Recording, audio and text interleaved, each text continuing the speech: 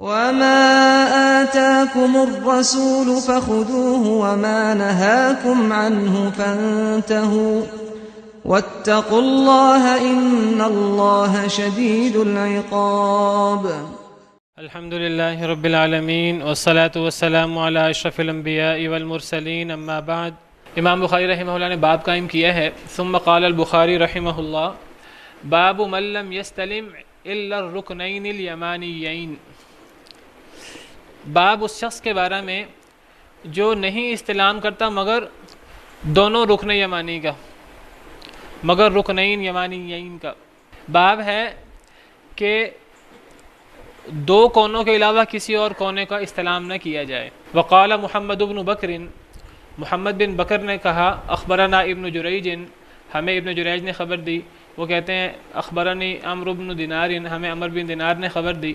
عن ابی شعثاء، و ابو شعثاء سے بیان کرتے ہیں انہ قال کہ ابو شعثاء نے فرمایا ومن یتقی شیئا من البیت، کون بچے گا بیت اللہ کی کسی چیز سے. ابو شعثاء کہتے ہیں کہ بیت اللہ کی کسی بھی کونے سے کون بچتا ہے. کیا مطلب؟ مطلب یہ ہے کہ بیت اللہ کے ہر کونے کا استلام کرنا چاہیے. بیت اللہ کے کسی بھی کونے کو کون چھوڑے گا، یہ مطلب ہے کہنے کا. وَمَن يَتَّقِ شَيْئًا مِّنَ الْبَيْتِ، کون بچے گا بیت اللہ کے کسی کونے سے. یعنی گویا کہ ابو شعثاء کے کہنے کا مطلب ہوا کہ بیت اللہ کے کسی کونے کو کون چھوڑے گا. گویا کہ ابو شعثاء کا موقف یہ ہے کہ بیت اللہ کے ہر کونے کا استلام کرنا چاہیے. چار کونے ہیں، چاروں کا استلام کرنا چاہیے. وَكَانَ مُعَاوِيَةُ، اور تھے معاویہ بن ابی سفیان رضی اللہ عنہما وارضاہما، تھے امیر معاویہ. یستلم الارکان، وہ خانہ کعبہ کے چاروں کونوں کا استلام کرتے تھے. ابو شعثاء کا بھی یہ قول ہے. ابو شعثاء جو ہیں یہ مشہور تابعی ہیں واللہ عالم. ان کا بھی یہ قول ہے کہ خانہ کعبہ کے کسی بھی کونے سے کون بچے گا، یعنی خانہ کعبہ کے ہر کونے کا استلام کرنا چاہیے. اور حضرت امیر معاویہ کی بھی یہی رائے تھی شروع میں، بعد میں رائے چینج کر لی تھی. معاویہ یستلم الارکان، وہ تمام ارکان کا استلام کرتے تھے، تمام کونوں کا استلام کرتے تھے. فقال له ابن عباس، تو ان کو ابن عباس رضی اللہ عنہ نے کہا انه لا يستلم هذان الركنان، یہ دو کونے ان کا استلام نہیں کیا جاتا. کون سے دو کونے؟ جو باقی دو کونے ہیں حتیم کے ساتھ ہیں، جو حتیم والے دو کونے ہیں ان کا استلام نہیں کیا جاتا. حضرت ابن عباس نے روکا حضرت امیر معاویہ کو. امیر معاویہ خلیفہ تھے لیکن صحابہ کرام خلیفہ کو بھی روک دیتے تھے اور خلیفہ کے سامنے بھی حق واضح کرتے تھے.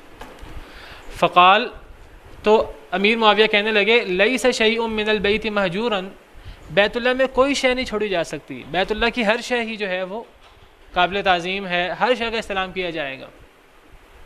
وکان ابن زبیر یستلمہن کلہن، اور تھے ابن زبیر، عبداللہ بن زبیر، یستلمہن کلہن، وہ بھی خانہ کعبہ کے چاروں کونوں کا استلام کرتے تھے. یہاں ابو شعثاء کا قول ذکر ہوا کہ چاروں کونوں کا استلام ہونا چاہیے.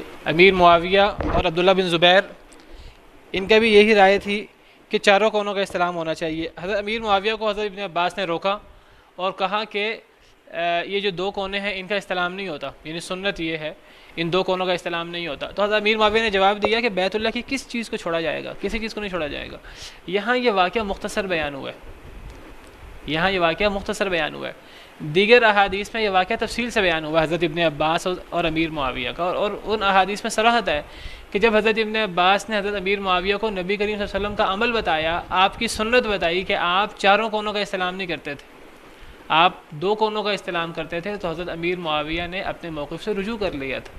یہ باقاعدہ صراحت موجود ہے دیگر احادیث مبارکہ میں. تو یہاں یہ واقعہ پورا موجود نہیں ہے. سبحان ربک رب العزت عما یصفون وسلام علی المرسلین والحمد للہ رب العالمین. صناع الحياة أقمار الليالي منار الهداة أعلام الرجال صناع الحياة